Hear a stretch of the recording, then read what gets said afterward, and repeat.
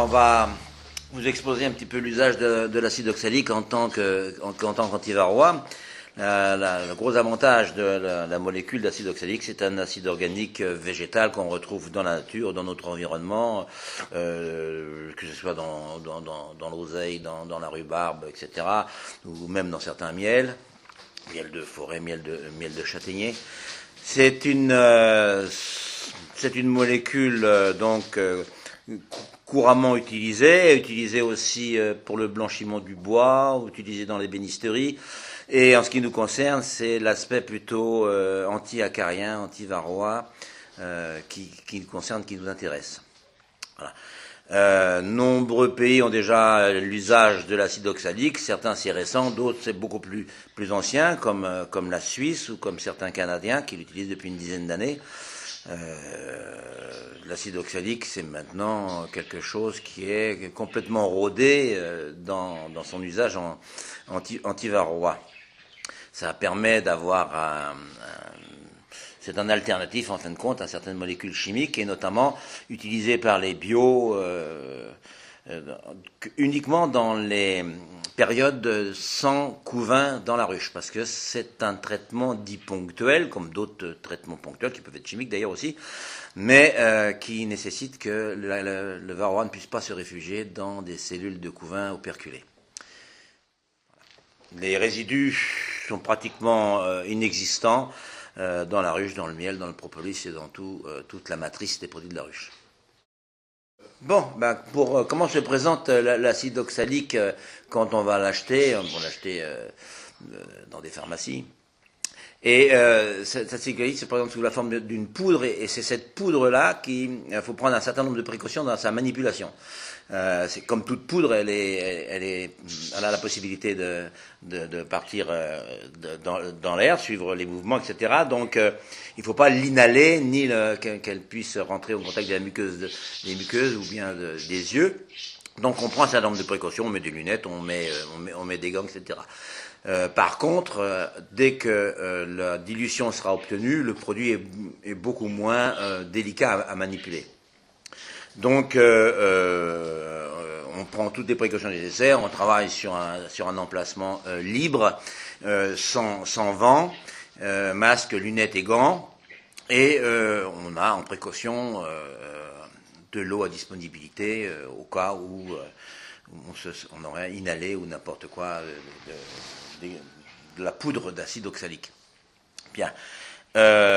Donc, cette poudre d'acide oxalique déhydratée, on en prend 35-36 grammes qui sont incluses dans un mélange de 75 centilitres d'eau. C'est moi je pratique comme ça, même vous pouvez travailler un peu plus, et 400 grammes de sucre, ce qui ramène le volume global de la préparation à peu près à 1 litre.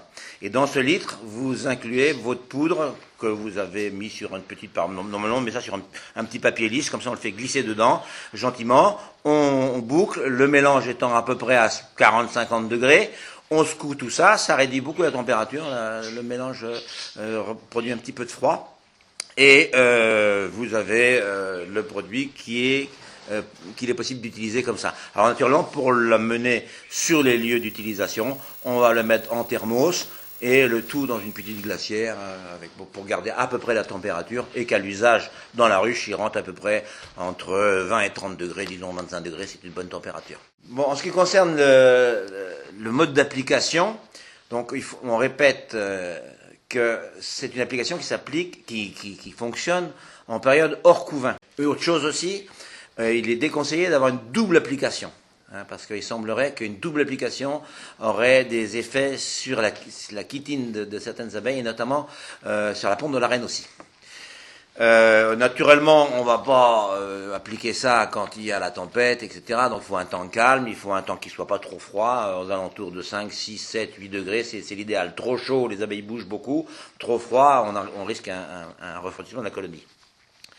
Alors, l'utilisation, en ce qui nous concerne, c'est par dégouttage, avec des seringues qui sont de ce type-là ou d'autres types, mais celles-ci sont très pratiques parce qu'elles se remplissent pratiquement automatiquement. Il suffit d'appuyer le petit réservoir, et puis ça va être c'est très rapide, ça fait juste 5 millilitres, et on doit normalement, par dégouttage, faire dégoûter 5 millilitres par travée habité, intercadre. Hein. Donc, sur les photos, on voit tout à fait bien la méthode d'application.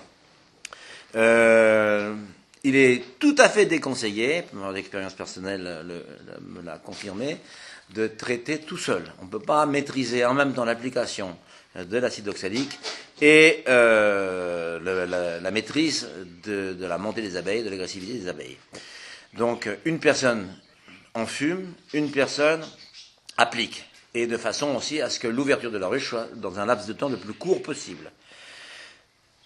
Donc, on en ouvre, on en fume, on traite, ça se passe en quelques dizaines de secondes, on referme, si c'est nécessaire, on met du candis et on isole la ruche, parce que c'est la période où maintenant les reines vont commencer leur ponte, donc on va avoir besoin d'avoir un nid un peu plus douillet, un peu plus de stabilité thermique dans la ruche.